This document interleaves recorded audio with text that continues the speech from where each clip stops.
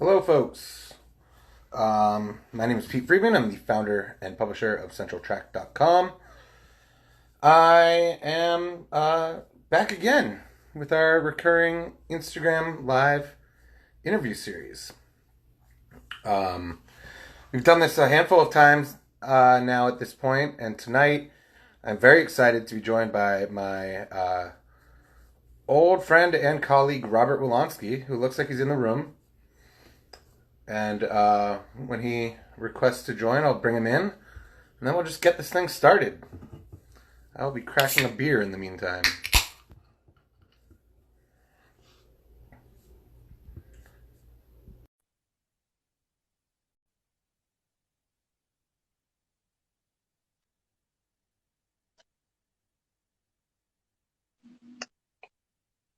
He's here. Accepted the request. Any second, guys. Oh, there he is.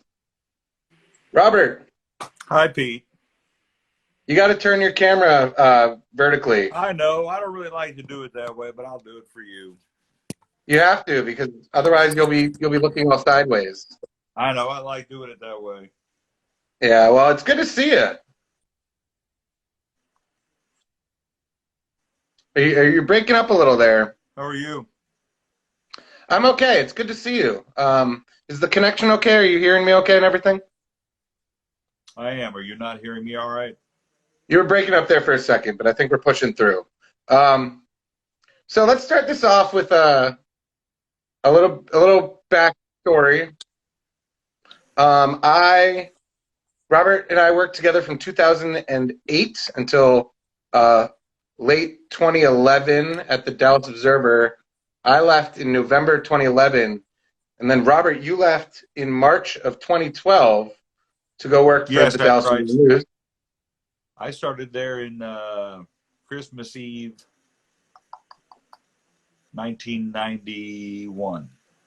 Well, the question I really wanted to ask was, if I hadn't have left the Observer in November, would you have stayed at the Observer in March?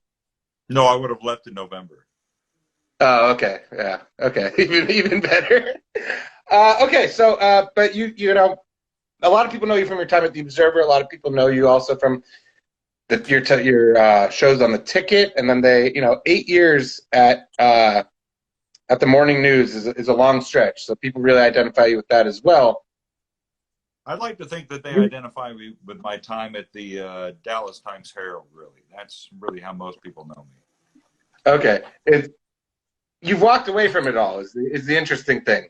Right before, there was a very short news cycle where on March 11th, the word got out that you were taking on a new role. And then I know March 12th was when I first started social distancing. So right back to back there. There has, I don't know, we haven't talked too much since then. Can we talk about what your new role is? I know you took a new job. You're still going to be involved in the morning news in some capacity. Let's just talk about that. What's going on in your life? Well, I mean, all right. So March 11th, and it was a it was a difficult decision. I certainly identify myself with being a journalist for the last 30 some odd years. Heritage Auctions, which is based here in Dallas, had a great opportunity, which was be the communications director, write about all the things that I really loved and hadn't been able to write about for many years. I mean, a lot of people forget that before I was a city columnist and before I was writing about the city, I was a music editor. Yeah, I was the pop music yeah, critic at the Dallas Times-Herald. I was a film critic for many years at the Dallas Observer. I was the music editor at the Observer before you. yeah. Um, Before me. so, I went to Los Angeles for the Dallas Observer's parent company, which was at the time New Times, became Billy's Voice. I went there in 96 to be the entertainment editor. So my background had been previously in writing about primarily the arts. And it's something Yeah.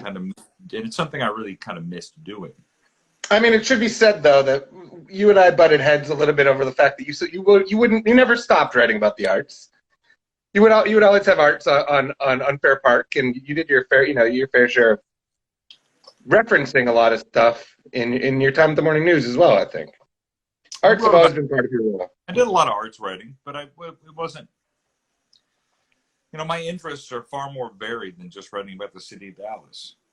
Yeah. And I love the city. I live in the city. I was born and raised. In fact, where I'm sitting now is maybe 50 yards from the house I was born and raised in. Yeah. So, in fact, if I were to walk out into my front yard right there, I would be looking at my childhood home. So it's not like I've left the city. I had a piece in the paper this week or last week. I still do some writing for the morning news, but heritage is, I'd written a cover story for the Observer about heritage like 15, 20 years ago, and got really interested in sort of what heritage. They're the largest pop culture auction house in the world. Yeah, it's wild. They're a really cool company, and I think one thing that I think we probably even talked about this back in the day at the Observer because we were right across the street from them, but also like they have so much cool stuff that I always want to write about, and I just never have the time. Like the amount of content that goes through them as far as interesting artifacts that they acquire. I mean, that itself could fill copious blog items, and it has over the years for both of us. You've written about them beyond the cover story. Imagine going to work every day, and you go to a museum every day, and it's a museum dedicated to comic books, entertainment, film, sports, and then you get to hold the stuff. It's not behind glass. You get to swing Babe Ruth's 52-second home run bat from 1921. You get to hold. You get to sit in a chair from 1921 Yankee Stadium. You get to hold Action Comics #1. Well, okay, that's actually. Have you gotten to hold them though? Because when were you supposed to start? Like we've been social distancing. I started March 18th. I was in the office for exactly 4 days. Okay. What's it like? I mean, it's got to be wild just starting a new job during the era of social distancing. What's that like? So it's been interesting. I've gotten to know all of my colleagues via Teams. We don't Zoom. We do Microsoft Teams. Yeah. So we've gotten to do a lot of meetings that way. So I really enjoyed that. It's been kind of weird, but I've been very busy. Auctions have done incredibly well. In fact, I was sort of worried about that. Is that surprising? Like, let's talk auction industry a little bit. Like, they do online auctions at this point primarily, right? Only online right now, but Heritage was the first company that actually got into the online auction business long before its competitors, yes. So,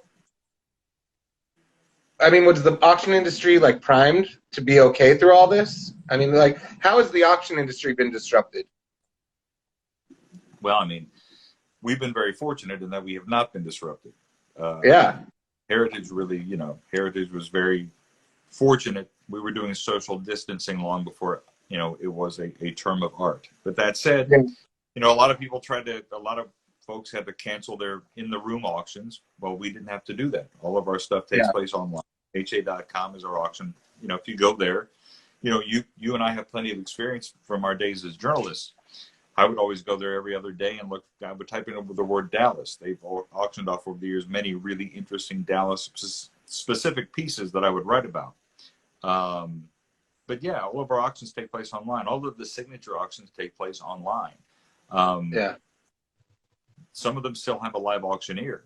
He'll go down to Maple Avenue and do a live auction, but there's nobody else in the room except for a couple of people on the phone and a couple of people on the other side of the room. But it's only a handful of people in the room. So where other auction houses are touting their transition to online, Heritage was very fortunate in that it was already there.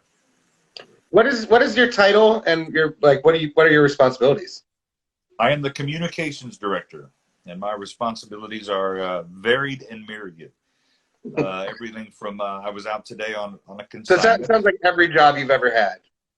It's that's kind of the adventure of it, right? I mean, nobody wants to do the same thing all day, every day. You get to write about different things. You get to talk about different things. You get to meet about different things.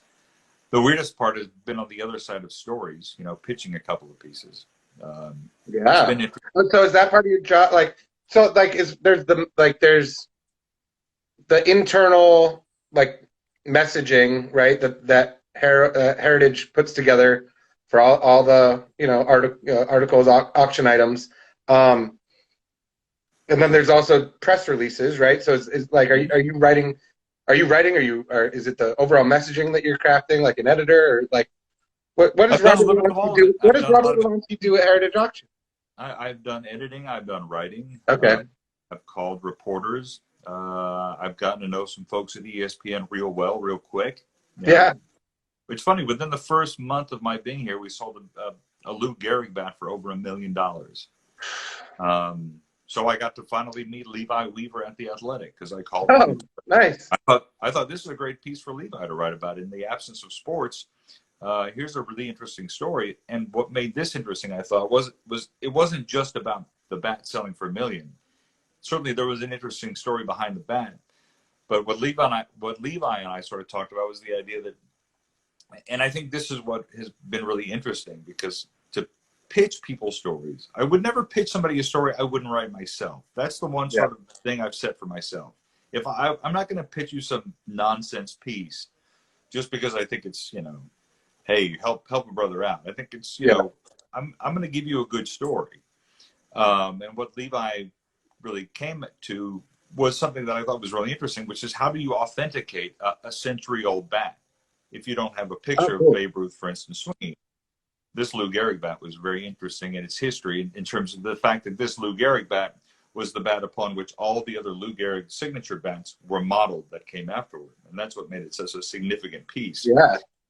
But look, we got a big Bob Dylan thing coming up with Bob Dylan stuff that I get to, once we're back in the office, I'll get to hold and I'll get to write about. Heritage is, a lot of athletes and musicians come to Heritage to sell their stuff. So you get to tell their stories. And yeah, I've always kind of wanted to write a book, but the fact is, I don't know if I have the patience or the attention span to write a book. So what I sort of envisioned this job becoming is, if X musician comes to us to sell his or her life's collection, imagine being able to sit down with that artist to talk about the music and the art that was created and the memories created with those instruments. This is going to be a really interesting and different part of my life. It still sounds like you're still going to be able to focus. Sounds like you're still going to be able to focus on the storytelling, which is great. That's why I went, because look, man, we have this armory auction coming up, this arms and armory auction coming up. It's got internment badges from Japanese POW camps from World War II. The stories behind that, the stories behind these individual pieces, and that's one piece out of 892 pieces, is going to be really extraordinary. I mean, imagine being able to write a short story, or 2 short stories, or 3 short stories every day about something that you never imagined you'd get a chance to hold or see. Yeah. And then you get to still ask people questions about it, and you get to report it. And that's really what I love about this job. I mean, we've got this Babe Ruth bat coming up. We have a big sports auction coming up on the 7th through the 9th. It's an astonishing auction, and it's got so many really fascinating stories in it. Like, there's one of the rarest shoeless Joe Jackson cards from 1910 is coming up to auction. One of those old tobacco cards. Cool. It was found in a lunch pail that stayed in a family for a century. This thing's never been sold. I mean, I'm just fascinated by those kinds of stories. Well, I want to talk about a specific auction that is coming up, because so you've got these items coming up, the Don Henley thing, the Roger Staubach thing. So is this a Dallas? Yeah, this is a charity auction that you guys have put together. Yeah. Can you tell me about that and what those items are? So look, this is one thing I could not have done at the Morning News, and I'm incredibly proud of this.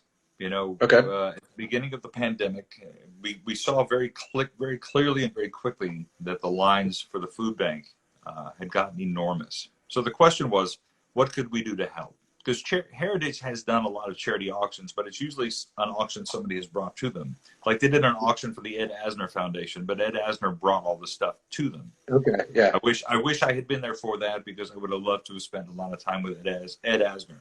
Yeah, right. Like everybody I know at the office who got to spend time with him, just like love to tell stories about Ed Asner. Apparently, he was just the greatest guy.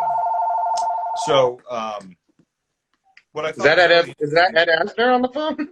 It is. It's Ed Asner. It's very close. It's my father. Okay. So, hey, look, I don't get to see my father in person anymore, so when he calls, it's very exciting. Yeah. So I appreciate that I'm winning the battle. So okay, is this so you guys put together? We saw the food bank lines, and Heritage has never done a local auction or one of its own creation. So the executive, the owners of Heritage, they all live here. They're all from here. They're all go to the office every day. It's a very local company, despite the fact it's the third largest auction house in the world. And they jumped on board. So within 2 weeks of conceiving the auction, Mark Cuban signed up first. Charlotte Jones immediately afterward. All the sports teams signed on. And within 2 weeks from talking about the auction, we had it launched with dozens of pieces, including Roger Staubach, because I did call in a favor. Hold on. So they didn't just sign on, though. Like, did you put out a press release asking? I mean, you reached out to these people. The company did. Right? Yeah, called everybody. I emailed everybody. Yeah. We emailed everybody. Yeah. Yes. And so you were looking for assets, like, and then did you suggest what they would donate? How did that all work? Well, initially we wanted them all to be signed in this together, kind of the brand of the moment. Yeah. Some of them could, some of them couldn't, because sort of the way players had spread around based upon the fact that people really aren't here. Most folks went home. But I will say this, the Mavericks made a really concerted effort to get a lot of team members, to get a lot of folks to sign it in this together, to make it an incredibly individual and singular special item. Mark Cuban, Kristaps, Maxey, a lot of these folks signed it in this together. Cool. Okay, so I think we're getting a little ahead of ourselves as far as just what are the items? How many items are up for auction? So there's 44 items. If you go to ha.com/in this together. Every penny benefits the North Texas Food Bank. Like every cent benefits the North Texas Food Bank. There's everything from a player for a day for the Dallas Stars. I mean, the FC Dallas. So you sign an actual contract. You get an actual full kit. You get to make a video. You get to practice with the team. It's a very cool thing. Yeah. The Stars are doing 4 plaza level tickets and a meet and greet with the team afterwards. Obviously, this will happen when the next season begins. Yeah. But Roger Staubach, I have to say, did something incredibly cool before we get to the Don Henley stuff, because Staubach actually made a piece himself. And it is a diagram of the Hail Mary play, which is celebrating its 45th anniversary this year. So it's a diagram of the play. He drew the play out. He drew the play out on a chalkboard canvas with a white acrylic paint pen, and he signed it. And then he took it to Drew Pearson's house and had Drew Pearson sign it. Oh, I didn't know Pearson signed it. That's rad. Yeah. Okay. How much is it? That thing's already at $6,000 with a week to go in the auction. I was gonna say that's got to go for huge money. So it's not just sports though. You're right. I mean, you've got Don Henley. So the day we launched the auction, Don Henley of the Eagles saw the auction, and he emailed me and he said, "So do you want a guitar signed by the Eagles, or do you want me to write out the lyrics to Desperado?" Why not both? And I said both would be great. So within 24 hours of him asking me, did I want those pieces, I had both of them in my hand. That's wild. That's really cool. What is the goal? Like, how much do you think are you guys hoping to raise with this? Oh, I don't want to estimate, guesstimate, or hopestimate, just because I'd like to make sure that we can make as much off this as we possibly can. Do you know how much you've made already? Oh, I mean, if the Staubach thing's at 6, the Henley lyrics are at 5. I mean, those 2 items alone are 11. But I'd like I'd like to give the North Texas Food Bank a check for triple digits, certainly. Yeah, it's not well. And I will say So this. So it culminates a week from tomorrow, Wednesday night at 8 o'clock Dallas time, in a live auction. So this is all pre-bidding up to the live auction, which will take place like every other auction on Heritage. And it's really fun. You know, one of the great things about doing this is that right like at the beginning of the pandemic, everyone was at home panicking about things. And I sent a really good friend of mine who was having a real horrible time with sort of the way things were going. Yeah. I said, look, you want to take your mind off things? We're having a comic book auction. Go watch the comic book auction. It'll just take your mind off of things. And within 5 minutes, he's like, oh, I'm so relieved. You know, people are still buying things. The world's still going on, and they're still buying comic books. Still spending a lot of money, and he was sort of relieved. And I just thought it was fun. It's a communal thing. It's a rare communal thing we can do at this particular moment, and it's for a great cause. Oh, it sounds like you've taken to the gig, and like I can, you know, you're not you're a good active pitch man because you're engaged in it, but you're still working at the Morning News in some capacity. You did mention that you had a piece a couple weeks ago. What I missed that piece. I apologize. But so what was the piece? Charity? It was about how do you give at this particular moment. It was something that I was sort of thinking about while we were putting together this auction. You know, if you don't have hundreds or thousands to give, how do you help when you want to help? Yeah. You know, for those of us who are lucky to be at home, how do you spend this money? Well, okay, let me actually back up a little bit. So you did mention that you couldn't have done this at the Morning News. But the Morning News is engaged in some charitable stuff, and like I know Mike Oren and that group has been doing some of that stuff. I mean, because they're an auction company, you can do this at Heritage, but there's like an implication that there's certain stuff you couldn't have done at the Morning News. And they've done charity stuff before. It's something I could not have done. The Morning News charities are fantastic, but it's something that I personally could not have been involved in. Okay. Because remember, when I was at the Observer, when I was running Unfair Park, every Christmas we did an auction, and it was always benefiting the North Texas Food Bank. It was always really specific Dallas pieces of art. Brad Oldham, a couple of years, gave me the sort of small versions of the Deep Ellum sculptures. We had original art from what's that? Traveling Man. Yeah. We had the original artwork from the Criterion Bottle Rocket box set DVD that so it was always things like that, and this sort of is an extension of that. But you know, something I really wanted to do. Do you? I mean, you've covered over the years. So many things that Dallas has gone through. What's it like just to? I mean, you kind of hinted like being on the other side's interesting, but like. Is your mind going to story ideas right now that you're not doing? Like I just know how the journalist's mind works, right? Like I'm really overwhelmed right now because there's so much we want to cover and there's just not enough time to do it all. But I think at large, the media industry in town is doing a good job of covering a wide number of things. I just wonder what it's like to be on the outside of that after a career of having been on the inside. Well, I like to think I'm sort of I still have like a pinky toe in it, right? I mean, I still write for the paper. I still talk to folks at the paper. Another former colleague of mine who left the business but didn't really leave the business sort of equates to being Albert Brooks in broadcast news. You know, I do still talk to folks at the paper, and sometimes I can say it here and it comes out there. You know, I don't, just because I left the paper doesn't mean I stopped caring about the city. I mean, look, to be honest with you, one reason why I wanted to do something different was also because inevitably I do want to have I do want to go back to City Hall to be on a board, to be on a commission. I'm not. I mean, that was mentioned in the letter that you like that was passed out that the Morning News sent out to their staff. The memo. The memo. That mentioned, the City Hall stuff, and I was curious about that. Like, what does that entail in your mind? Oh, I mean, I've sat through every single board and every single commission's meetings over and over and over again. I'd like to look. You and I've written about people for so long. You know, it's those who can, and those who aren't writing are writing about those who do. You know, I don't want to say Yeah, those who can and those who can't write about those who can, because anybody can. You just choose to you make the decision. I always yeah, that's not fair criticism. You just chose to make the decision to do another thing.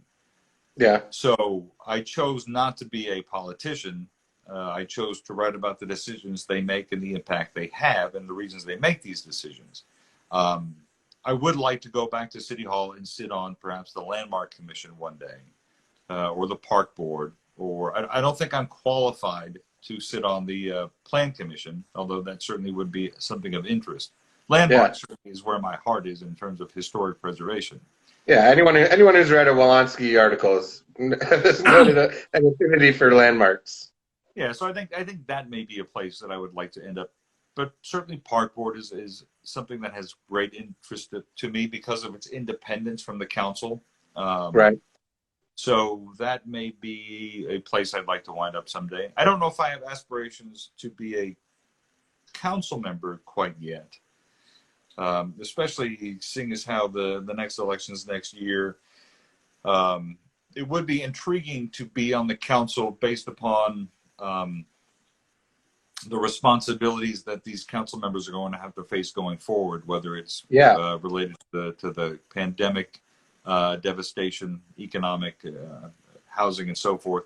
I also live in a part of town that's still suffering from the tornado damage of October 20th of last year. Yeah. So the shopping center that I grew up going to as a kid is still smashed to pieces, like it happened I mean, yesterday. it'd be really. I mean, and yeah, it's the neighborhood you've grown up in, all that.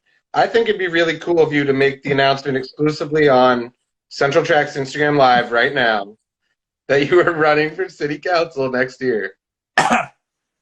I will make you a deal because Okay, let's hear it. I love you. I love you. Because we worked together for a long time. Yeah.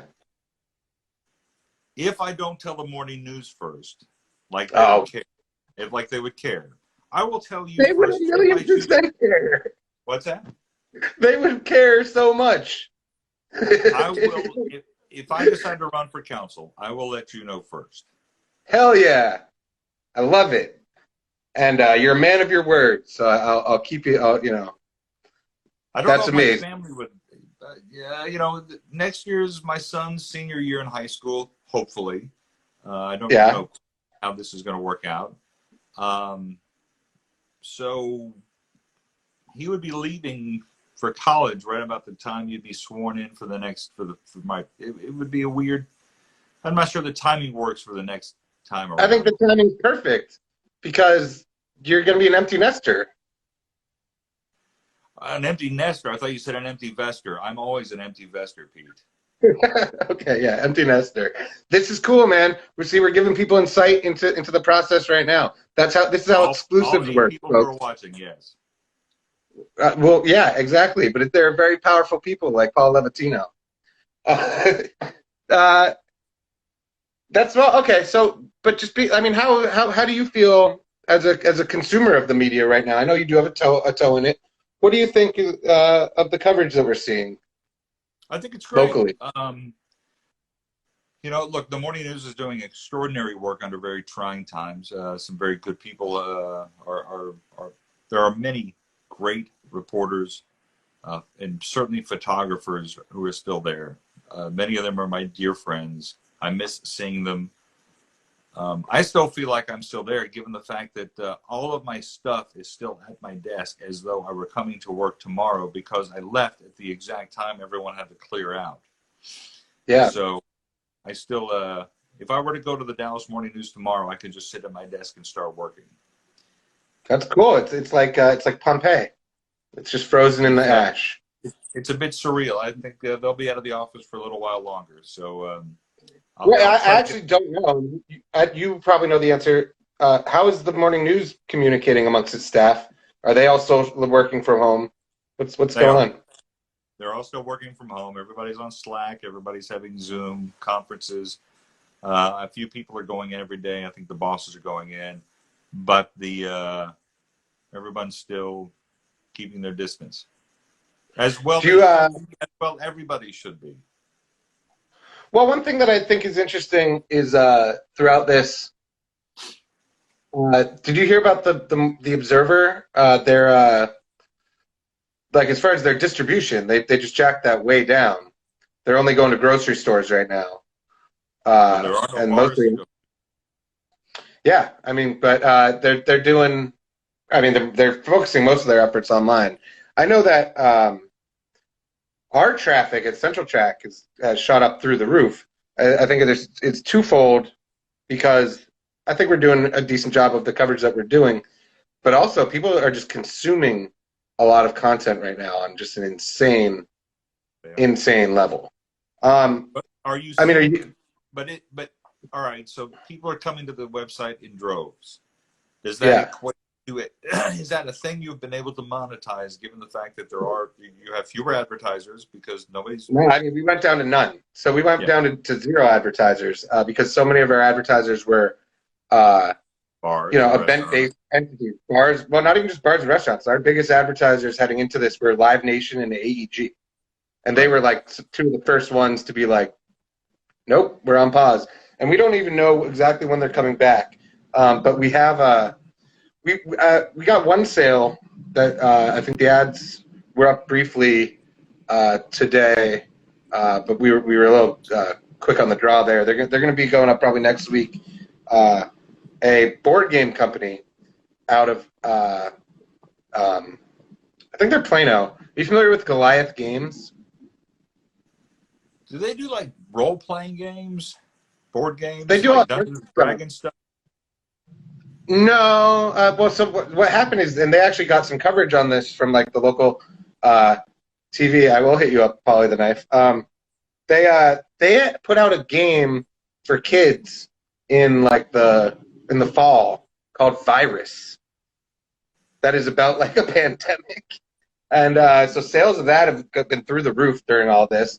And then they also they have a separate entity called Games Adults Play, and that's like the brand. And it's kind of they have a game called Shit Happens. That's kind of like have you played Cards Against Humanity? I have. My 16-year-old son loves it. Yeah, so it's a similar premise, and that they're it's all about like it's kind of like would you rather situations of really bad things. Like would you rather step on a Lego barefoot or have a squirrel be stuck in your attic for a month? And then you have to like it's kind of would you rather. So anyway, they're making a big push on that, and they're going to be advertising with us, which is cool because we're going to be doing we're actually going to be hosting some live games virtually during that. So that's a cool opportunity that is arising. I mean, one interesting thing on our end is the video technology, like the Zoom and everything. We're like that. We've turned a corner as a nation, I think, with this. Like video conferencing is now a major thing. Phone calls that would normally happen are just all on Zoom. I mean, when I was talking to the Goliath Games people, when we were like going over the specifics of the ad buy, we even did that on a Zoom call. And I was just thinking, it took me like a week after the fact to realize. Before Zoom, I probably would have had that entire thing on the phone, but because the technology is available, people are using it now. And then I mean, we're doing the Instagram Live series. It's been really fun. And, I think we're probably even going to keep doing this after the quarantining is over because it's a pretty snappy use of technology, and it's been interesting. But no, monetization-wise, go ahead. I was going to say I get to go to my uncle's Zoom memorial tomorrow night. So. Oh man, that's wild. I'm sorry. I'm sorry for your loss, but that's also. But just the fact that I get to see that surreal experience. Well, okay, I have to. My dad's turning 75 in 14 days, and we're doing a Zoom birthday party for him. It's just that the whole dynamic has changed. Where we've been really fortunate at Central Track, though, is we've had a lot of support through Patreon and PayPal of our direct readers, that was a big turning point for us because we've always been so steadfast about free, no charge. But with no advertisers around, we had to do this. Do you happen to know how the morning news has done through all that? As far as like, I've been talking to friends in the media in various media circles, like in the radio, radio's stations in town have lost some ads. There's just not a lot of advertising being purchased, it seems, at the moment. Well, I mean, it makes sense. There for a month and a half, there wasn't anything to advertise. There was no place to go. The places that were open certainly didn't need to advertise. Yeah, it certainly impacted the morning news significantly. They took staff-wide pay cuts, right? Right. Yeah. I know that. Well, go ahead. Well, they haven't, but I will say this: nobody's been furloughed at the morning news. A lot of newspapers have laid off a lot of folks. A lot of radio stations have furloughed people for, shifts or weeks at a time.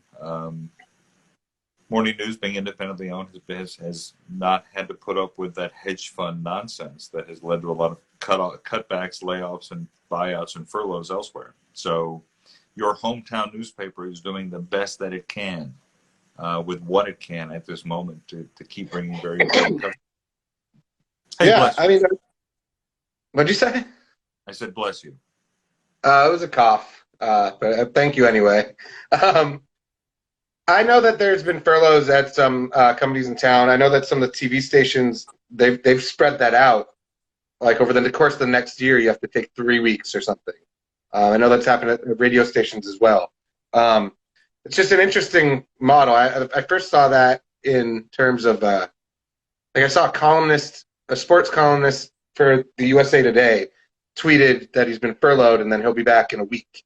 And that just concept kind of blew my mind for a minute. But that's how it's been doing. It's just the rotation is a big thing. We've had to let go of our freelancers for the time being, which means just even more work on the two-man editorial department. But I think, we are in a fortunate position overall as a region. The media seems to be surviving this okay for the moment. Is that your general sense? I think I think those who can are surviving it okay at the moment. Yeah. I mean, that's... What's that? Go ahead. No, go ahead. It's your show, Pete. Well, you had a show on the radio last week. And I'll have Saturday night. Okay, is this a new thing? Like, is it a regular thing? I used to host a music show on the Ticket called Till 2. It was on Saturday nights from 11 p.m. until 2 a.m. on Sunday mornings. I do the Christmas show every year, Christmas Eve show. And in the midst of all this, I have a radio station set up in my house because we did an intentional grounding during the draft. And I'll be on with the morning show next week talking about music and the auction. So I'm going to be doing playing some more music on Saturday night from 8 p.m. until I pass out. You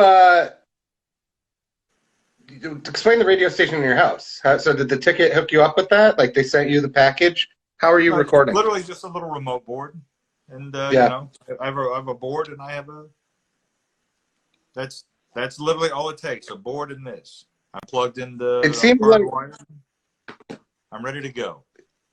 It seems like the theme of the first show, which was great, and I was texting you throughout, was very much It was very annoying.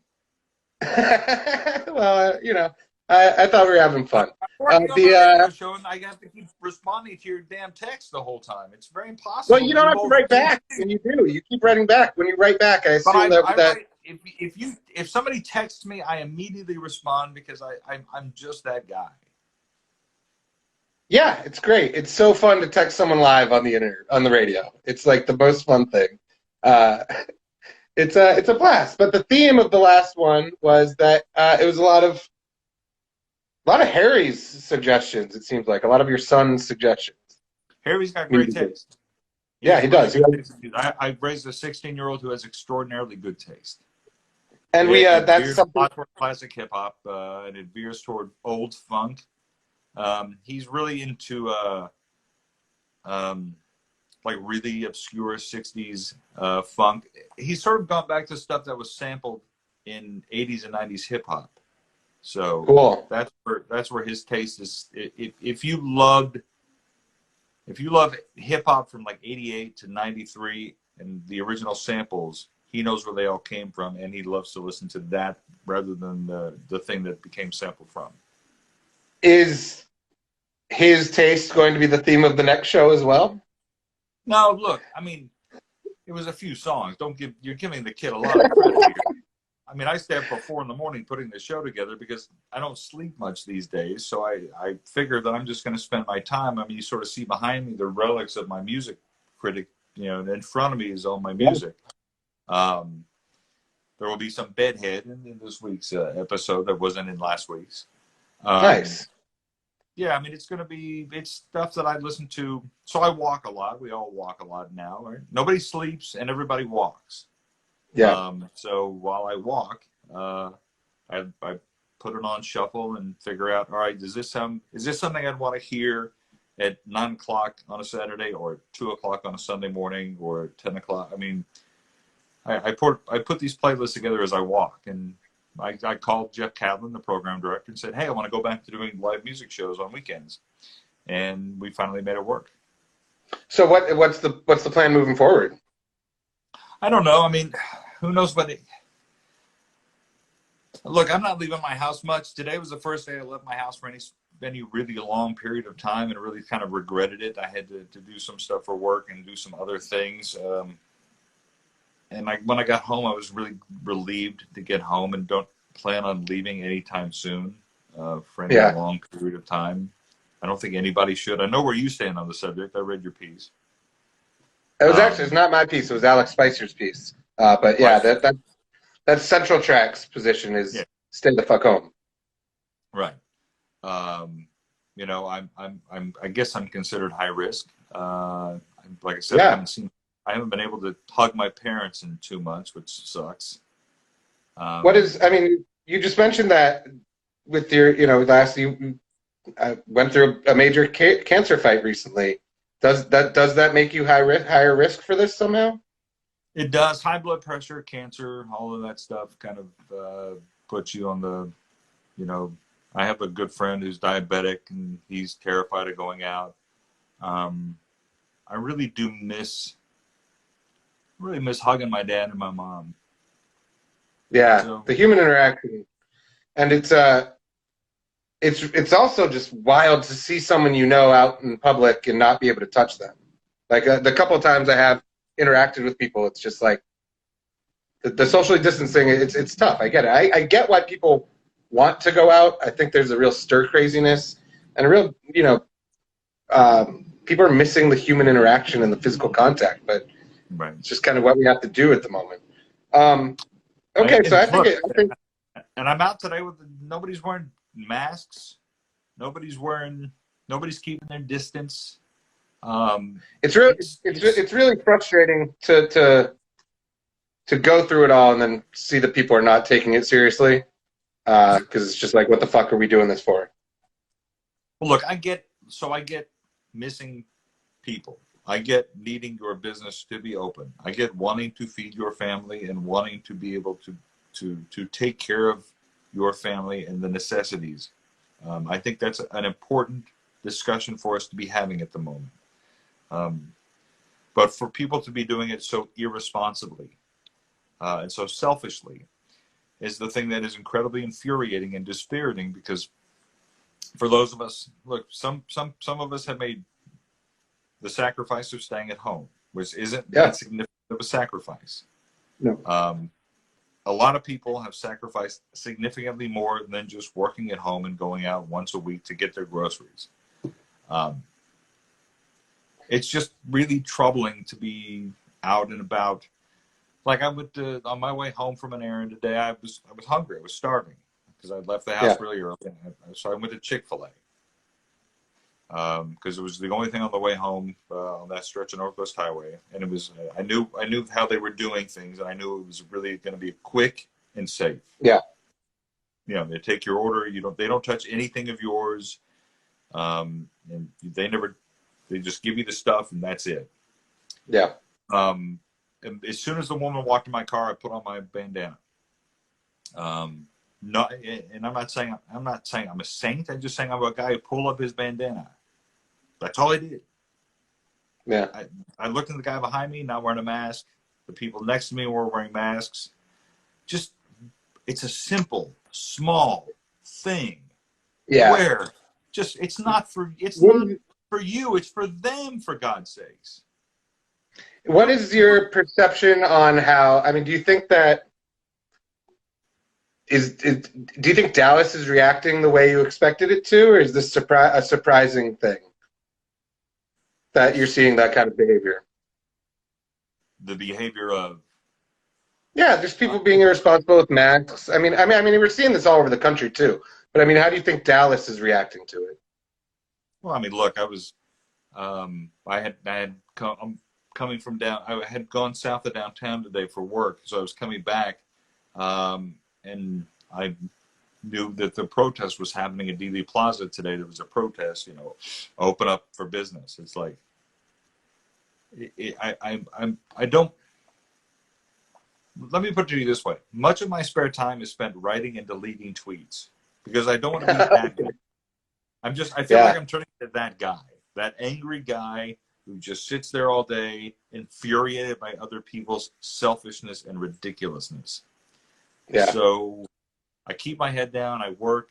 I work on this charity auction. I work on my job. I work on throwing my kid balls to hit into a net because he missed baseball this season. I make dinners. I cook. I bake. I do all the things to try to keep sane, except sleep. Sleep is just the one thing I can't seem to do very well. Are you having is that just like? I think part of it is the just the lack of a structure, right? Like it's like the hours are shifting around. That's making sleep hard. But I mean, why are you having trouble sleeping, Robert? Like I've always been kind of a nocturnal guy. Are you? I mean, oh, I've always been a nocturnal guy. I mean, I've always stayed up way too late. Yeah. But the weirdest part is, like, the day goes really quick. Like, I find the days speed by just because I have a lot of work piled up. But the nights go by even faster. Yeah. Like I was making dinner at 6:00. And I was like, oh, I got 2 hours to make dinner and eat dinner, and then I got to call Pete at 8. And suddenly it was like 7:45. It's like, where did that hour and 45 minutes go?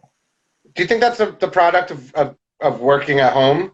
Like not having the separation so it feels like two distinct things you're consuming? Right? So I worked at home a lot right now. I kind of been working at home since October 20th, since the tornado. Because so much of what I was writing about was in my own neighborhood. Much of what I used to do with the morning news was driving to. You did write about working from home for the morning news, right? You wrote about working from home for them. Yeah, that was one of the first pieces I wrote right after the pandemic, right before I left the paper. Was just about how to write from home, and about the fact that you have to do better than eat Triscuits and cream cheese and call that lunch. I mean, that was my lunch in October, November, and December, and I hate to say it, but it's not too different today. It is crazy how time passes. Like March felt like it lasted forever, and I can't believe it's May. Like I don't even understand where April went. Time just collapsed in on itself, and I just don't understand where these moments went. I said something the other day to my wife about, she goes, I think such and such in the fridge went bad. I said, I just bought that a week ago. She said, no, I bought that a month ago. And I seriously thought I just bought it a week ago. We are in a collective haze, time-wise, calendar-wise. And that's why people want to get out, right? That's why people are aching to get out. Yeah. Like Saturday, every Saturday. Weekends don't feel like weekends. Well, every Saturday I go to Bonton. That's how I sort of mark my weekends. Yeah. Saturday I'll go to Bonton and pick up produce from my mom. She places an order, and I'll pick up my order, and I'll go to Bonton, and that'll be great. I'll get my stuff. So every Saturday, it takes me 15 minutes to go from Northwest Dallas to South Dallas in the last month and a half. But this Saturday, after everything opened, there was a lot more traffic. And then I get there and there's nobody's, and people are not wearing masks, and it was infuriating. And I just wanted to get home. So I got on Central, which is not normally the way I go. And it was stopped. It was like a standstill. Everybody had gotten out at the same moment because they were like, oh, we've been released. Yeah. I mean, it's like, I'm sorry, you just can't have people say, it's over, you're done. That's not how it works. The number of people who, I mean, and it's a tough thing to balance too, right? Because I want the business to come back, but the number of people who were like rushing out and waiting in long lines to get margaritas is just like insane. But here's what I don't understand. So people are rushing out to go to patios. They want to go drink on a patio. Most patios are they're not very welcoming. Many of them are on parking lots. So basically, if you're sitting at a patio, you're fenced in, and somebody's pulling up next to you, and they're idling their car. Yeah. And you're surrounded by a bunch of, it's a heat island, basically. Do you not have access to a liquor store and a grassy area somewhere in your own neighborhood, like where it's far more comfortable? Well, I mean, I'm sure there are people who don't have that, but I know I've been spending a lot of time on my little patio at my apartment complex, and it's just wild. I mean, you can drink at home, but now, okay, are you drinking at the moment? Like, not right now, but like, are you? Because there was a while where you were not drinking. Well, I couldn't drink when I was going through cancer treatment. I could not drink. So are you? I mean, are you finding solace in the bottle these days? Yes, I am. I have. I drink a little bit more than I did before the pandemic. Yes. In fact, when we get done, I will probably have a drink. I didn't even wait. I've gotten very good at making I perfected a good michelada mix last night. Finally. I have not gotten my mixology game has not improved. I'm just drinking just whiskey. But I am excited. This is a future one of these chats I'm going to be doing is with Gabe Sanchez of the Black Swan Saloon, and we're gonna like go through my kitchen with the ingredients I have, and he's gonna walk me through a cocktail. I did buy some Balcones Shiner, the bourbon Bach the other day. I found that it was really cheap, so it's very good. It's a nice. I'm not a big Shiner Bach fan, but I do highly recommend that. But the Michelada mix, I will just say this: that was the lifesaver. In fact, I'm curious because I forgot to buy beer on the way. Like I said, today was the one day I had to do some stuff for work, and I meant to get beer on the way home. So I have this really good Michelada mix, but no beer to put it in. I did not realize that the trick to Michelada mix was don't use tomato juice. Just use limes and apple cider vinegar and jalapenos. Marinate some jalapenos in it. There's no tomato in your. There's no tomato in your mixolata? There is not. It's 4 ingredients. Is that something else entirely then? Like, why is that like? I don't know what it is. No, it may not be technically. The problem is I can't have a lot of salt because of the lack of kidney thing. Yeah. But the apple cider vinegar, the lime, the celery salt, and jalapeno. Yeah, well, that sounds good. I'm excited to learn some tricks because I'm getting a little tired of the same things over and over. Robert, we could talk for hours. I know we could because we're old buddies and colleagues and all this. I think we've talked for almost an hour at this point. I know that it'll boot us at an hour. So I think time feels very last. Time feels like it's this. I said time feels like it's collapsed. I feel like this has been 8 hours, Pete. So I really don't know. No. Well, thanks, I guess, for the ringing endorsements. I'm just kidding. No, I've had fun. I think, it's just good to catch up with you. I was genuinely curious about what the new job was. So thank you for going into detail with that. And I think what you guys are doing at Heritage Auctions with the charity auction, the In This Together auction, is really admirable. And I think, you were talking about maybe not being able to do that at the morning news. But this is the kind of pulling people together that is just signature Robert Wilonsky work. So I'm proud of you for doing it. I'm glad you're going to stay contributing to the morning news, because I think that's a very big, just you have an important voice in the city. I know you like to play it down sometimes, but you do. I don't feel like I do, but it's really nice of you to say. I mean, look, I think I'm very fortunate in whatever capacity to be able to do something for anybody. I love my city. Well, that's why I moved back from LA in 1997. Mm-hmm. New Times moved me. The Observer, the company that owned the Observer, said, we want you to be the entertainment editor at this new paper we're going to buy in LA. And I said, okay, that'll be great. And a year and a half later, I felt like I was an imposter. I had a really great time living in LA, like the best time. I lived on Sunset Boulevard. It was a lot. It was just terrific. But I felt was that at the same time? Was that at the same time that Lyles was out there? In fact, I will say this: Jeff and I moved to LA at the same time. Jeff Lyles was there exactly at the same time. Jeff introduced me. If Jeff hadn't been there, I'm not sure that I would have had as good a time as I did at the beginning, because Jeff introduced me to a lot of people. Jeff was signed to Virgin Records at the time. Jeff took me to the house of the president of Virgin Records. We were at one of those surreal Hollywood parties. In fact, we were there with Kim Pendleton and Paul Quigg, who had just been signed to Vibrolux. Had just been signed on a development deal to Capitol Records at the time. So one night it was Jeff, Kim, and Paul and me at Nancy Berry's house, surrounded by the Geraldine Fibbers. Janet Jackson was there. Jimmy Jam and Terry Lewis were there. Gary Shandling was there. Jeff once took me to Ian Copeland's house. Stuart Copeland was there. Sting showed up. It was I love how this started off as you talking about how much you love Dallas, and now you're just doing LA party name dropping stories. No.